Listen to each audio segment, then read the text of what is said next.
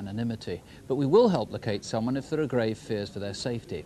And that's precisely what there are, grave fears for the man who features in the film that follows. Police in Tyneside fear that he's been murdered. Michael Straughan was known as big and soft, a Geordie with a tender heart. But on the night he disappeared, he was so preoccupied he walked right past several friends. He obviously didn't see us. He must have been looking for somebody because he just went in the loo and he came straight back out. He was only in for a second. All right. How are you doing? You hang around for a drink? No, I can't stop. I've got to do a bit of business, so I'll catch you later, Fine. OK? I'll see you later. See ya. Whoever he was doing business with that night almost certainly knows why and how he disappeared. Michael was born in Newcastle and lived at Westerhope. He'd never been away from Tyneside and at 38 still lived with his parents.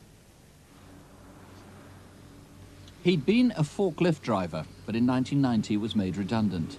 Since then, he got whatever work he could, as doorman, bouncer, or mending cars or motorbikes. Oh, Coley, all right? Oh, Mick, how you doing? Oh, not too bad. Mick liked bikes. He would often hang around with the other bikers on Westcott Road because a lot of the time he was out at work. He would often pop into the shop just for a chat. He would usually be on his own because most of his mates were working. With little to occupy his time, Michael was a regular in several pubs in the city centre, especially the Farmer's Rest or Percy Arms, and made friends easily. I first met Michael a few years ago and recently got in contact with him again, and occasionally we'd go out to pubs in the Haymarket for a drink together. I've spent all day in the shop.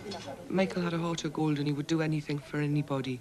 And sometimes he used to tell tall stories, but I think it was just to gain affection because he just wanted people to like him, basically. Anyway, I must go. I'll go phone me dad, make sure he's OK. So I'll see you later, OK? Michael loved his home life and was devoted to his mum and dad. His mother's death, a few months before he disappeared, had badly shaken him. He was bookish and used to read and write a lot. This is part of a poem inspired by his father's bereavement. I've lived my life on the wild side. Then I saw a 75-year-old man trying to say goodbye to a woman he's loved. It made me feel so small, and I cried. But for once in my miserable life, not for me, but for him. Oh, Mick was a real good lad. He was soft, he'd do anything for me. But he was also gullible and, you know, to anyone. He'd do anything for anybody. But he was really and truly soft-hearted. Big but gentle. But not everyone was soft on Michael. His size sometimes attracted trouble, and he may have acquired enemies through drugs. He smoked cannabis and dealt in it a bit to fund his habit. There are rumours that one Friday last June, the week before he disappeared, someone took a swing at him.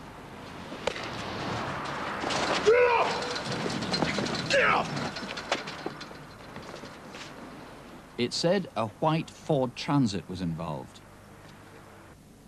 Next week, the last before he vanished, Michael was cheerful as always, ambling round Newcastle, dropping in on friends, and, so he said, on the verge of a big deal. Oh, mate, how are you doing? Yeah, hello there, Mick. You all right? Full of busy? Aye. He was his normal sort of happy-go-lucky self that day. He said to me that he was going out to buy himself a Mercedes car and that he was putting some deal together which was going to make him a load of money. He'd also mentioned to me that he was meeting his friend Don the following day. Anyway, I've got to go downtown. Right. Well, I might see you down there later, OK? Aye, OK. OK, catch you later. Right, we mind how you go, Mick. OK. Yep. Ta-da. Ta-ra now. I didn't really believe him. I just sort of assumed it's another of these pie-in-the-sky stories. I've known Mick for quite a while. He's never really had a large amount of money to play with. And I remember thinking to myself that, you know, I'll believe it when I see it. How we doing, big Oh, fella? man, you all right? Aye, champion. Oh, in. You must have smelt the kettle. But Michael did have money that week and was seeking more. I'll tell you what it is. Got a bit of business lined up. Oh, Glad you Mickey, turned up. your business. Again. Look, man, it's good. Gonna make a lot of money. Mickey, give over. Look, it's sweet, I tell you. Gonna make a lot of money out of it. Thought of you. Look, Mickey, all the best to you, but I just don't want any part of that.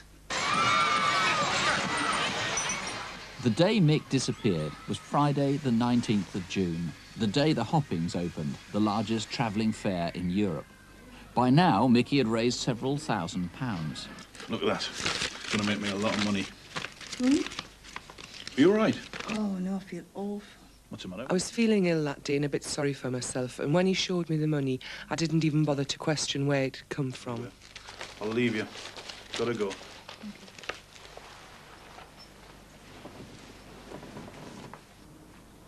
You take care now. I'm off downtown to meet Don. I'll probably catch you later. You take care with all that money on your mind, Mick. Ta-ra.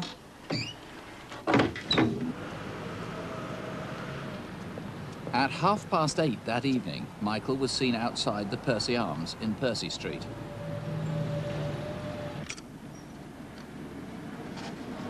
This is Peter Owens, the last person known to have seen Michael before he vanished.